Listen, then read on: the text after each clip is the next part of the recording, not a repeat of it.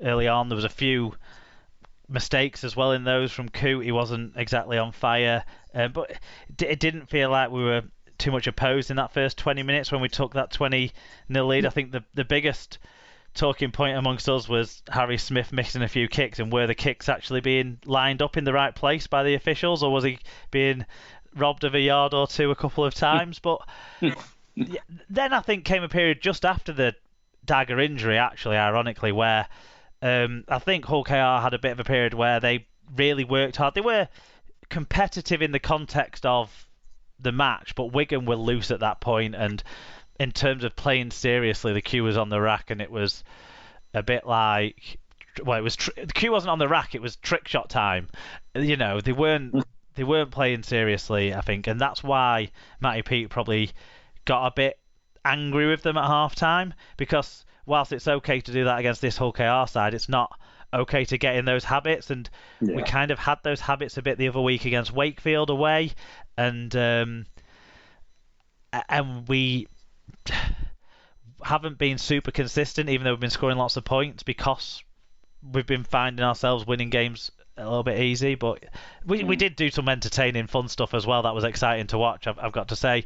The KPP try just after the half-time break, that was really nice off the cuff stuff. It had a bit of luck in it there. I'm not sure Liam Marshall intended that back heel as it was, and certainly the fact it fell so perfectly was quite lucky. But, you know, endeavour and enterprise from Bevan French in particular, coming off the wing and then throwing that great pass out wide, and just, you know, bits of off-the-cuff stuff. Liam Marshall was exceptional, I thought, in the game. He's playing really player well of the match. He's playing really well. I mean, I think the last time I was on, I was saying how well I thought Marshall was playing, and he hasn't stopped. He's still playing really well, Mark. Yeah, and I thought Smithy's left field choice in a game where you battered a team to pick a player who was more renowned for the sort of tough stuff in the middle, but he was flawless in what he did in this game. He played a lot of minutes because he came back on when Farrell went off for a breather as well. I mean, you know, Wigan were able to limit the game time of a few players in this game because Liam Byrne didn't have to come back on. Havard was given a rest for the game, and Farrell was given a rest in the game. So yeah, the only worry is that Powell injury that we already talked about. But I think Wigan's position with things is get right for the playoffs now. Is my approach to it. Yep. Anything on the young Hull KR players? PLT looks promising, I thought. He just needs to play on maybe softer pitches where the ball doesn't bounce over his head. I thought he played well. I thought there was some endeavour around the park. Sam Royal has, done a reasonable job for Hull KR. He's had quite a lot of game time. To be honest, it's more backs we need than forwards coming back, but I'm sure he'll be a welcome addition given that we've lost Suriname for a bit now as well. So yeah. I thought he did okay. His defence looks good, and that's something we'll certainly benefit from. A couple of the young forwards. There was that young lad who played at Magic, Fishwick, and there was Moore, who I think was one of the guys who got injured. I think they look like they've got something about them. They're just very young, very raw. They need to be nurtured now, and I think that's the next stage for those guys. But they've shown that they've got promise, I think. So something to work on. Yeah, I mean, I think that's when you've taken a thrashing like this. I mean, that's the best thing you can take out of it is some of the young lads have got some more game time under the belt, some more senior minutes. To hopefully take them forward for when they're next needed. Yeah, I think Wigan saw, like 2019, we had a lot of injuries in our middles in particular, and it kind of progressed the development of players like Havard, Smithies, Byrne and Partington, and I think it can't be. It's not a great thing playing in losing matches, but it can't be a terrible thing for them to get some game time, and hopefully then with people like Vete and stuff expected back or whatever, down the track, they won't have to play week in week out, and Sims will be back and people like that. But that they'll at least they know what it's about and they know how to prepare for big games, home and away games now against, and in big environments, big matches. I think it's experience that can't be overlooked, even though it's not necessarily how you would have wanted him being introduced into the side. No, a straightforward win for Wigan. Difficult loss for Hull KR, who have got an interesting game coming up this week. Hopefully they'll have a few players back.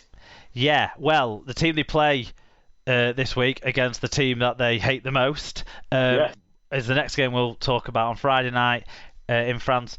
Toulouse played host to Hull FC. It was 10-6 to Hull FC at half-time. It finished 30 points to 6. Very comfortable second half for the Black and Whites. 4,238 were there. Ben Thaler was the man with the whistle.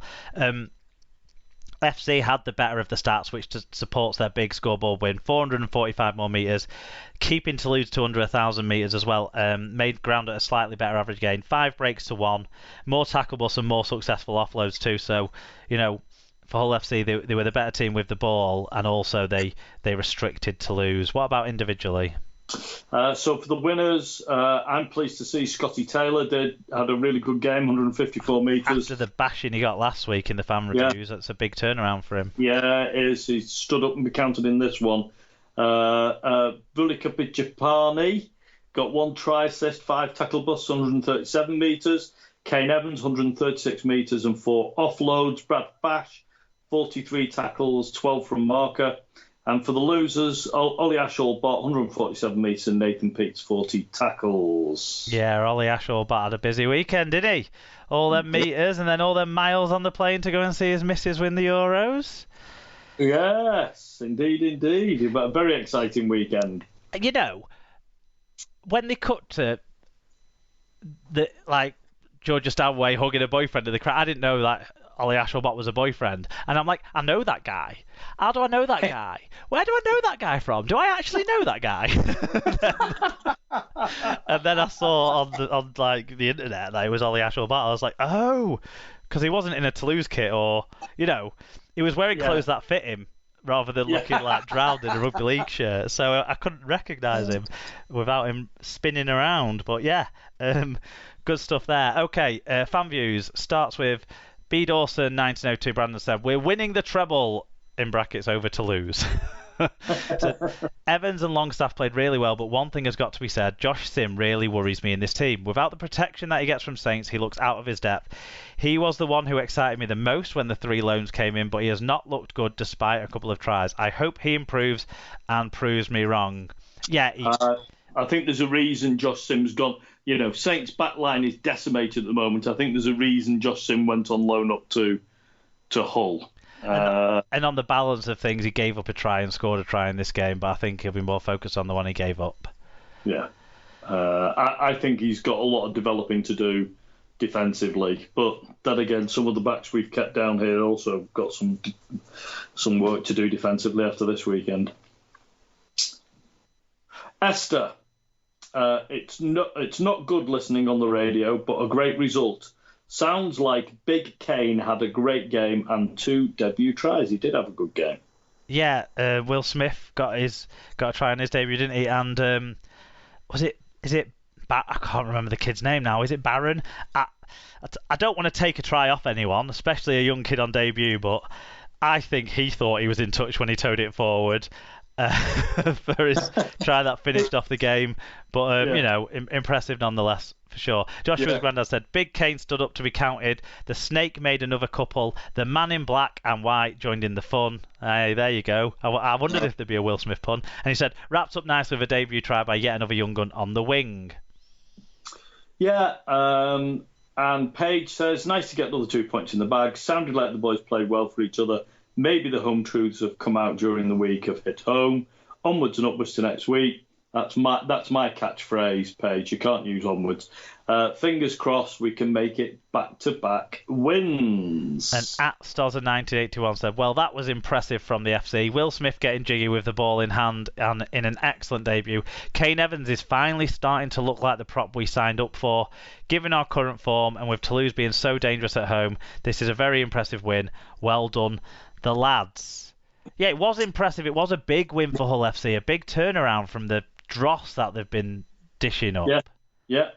I mean, Toulouse are sometimes running a little bit hot and cold, but they had a hell of a lot to fight for, Toulouse, in this game. I mean, having seen Wakefield, win impressively, they were, they had a big job to do, and the fighting right at the bottom of the league. So that desperation is something that's not always easy to overcome, particularly on Toulouse's own ground. So I think it's a good win. It is a good win. It feels like they were dominant, really. I mean, some of the tries they scored were quite easy. You kind of get that a bit in Toulouse, but Toulouse only scored one try, and it was from a mistake. Yeah. And any holes that they did leave in defence, Hull fully exploited them. It was it felt like a real step backwards for Toulouse, but clearly a step forward for Hull FC. One master stroke that seems to have worked very well is picking Connor to defend at centre but attack at full-back. That seemed to work pretty well. Yeah, I mean, during the week we were sort of exchanging some views on this, and I was sceptical about moving him back to centre again, but obviously with that subtle difference between attack and defence, it certainly looked good. And, having Connor back in the side makes a massive difference to Hull and to Hull's strike. Well, exactly. The play sweeps right across the pitch and throws that pass for Sim for his try. That's classic Jake Connor. In the good sense, not the other sense that we sometimes talk about, that we talked about last week. Will Smith seemed to have an impact as well, didn't he? He finished off a nice long-range try set up by Jack Walker's break. So, yeah. Improvement, significant improvement. So it's... and if they're getting, they've got a half-back partner there for Luke Gale. If that can work, if you can make something work with Luke Gale in Hull, it's, in Will Smith's that man for the rest of the year, then it certainly helps set up them for a playoff charge. Yeah, it does. And, there's, as we were saying, recently, everybody below fourth, down to 8th, 9th is still in with a good shout of claiming the last couple of playoff places, and Hull are one of those sides. Yeah, for sure. Danny Houghton got a grade A dangerous contact charge, but no match penalty notice for him. I was a little bit surprised that the Anthony Marion challenge that he got sin-bin for didn't have any charge. It seems to say in the minutes from the match review panel that he tackled around the hips. I wasn't so sure. I saw it how the refs saw it on the day, but obviously the match review panel scrutinised it and decided nothing more to worry about there. But no, nothing else really to come out of that game, which means that I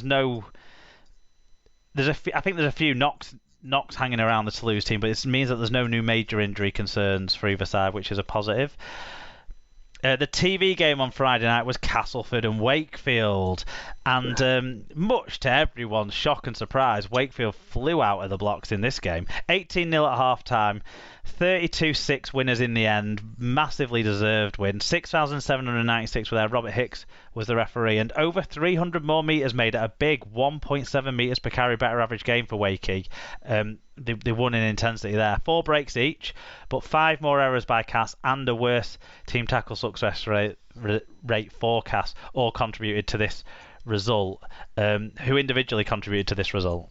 Yeah, so for Wakefield, Lewis Murphy, 2 tries, 204 metres. Jamie Shaw, 150 metres. Corey Hall, 5 tackle busts, 126 metres. James Batchelor, 5 tackle busts, 125 metres. For the losing Castleford, Paul McShane, 48 tackles. Beretta Faraimo, 5 tackle busts, 120 metres. Jake Mamo, 7 tackle busts, 114 metres. And Daryl Alford, 115 metres. Yeah. Yeah, B. Dawson, 1902, said Operation Get Hull into 5th has started. Hob the Viking. A massive win for Wakefield in the fight against relegation. Cass not at the best tonight. Wakefield, despite having a healthy lead, made some strange decisions when in possession, when all they needed was to play it safe and run the clock down. Wakey White said the sound of snapping wooden spoons was echoing around the jungle by full time in a match Wakey dominated large parts of. Oh, I love that one, Ben. He goes on to say, really proud of the lads backing up from the extra time effort against Saints to banish the hoodoo and bring the Adam Wateni trophy back to Bellevue. A huge step forwards towards survival and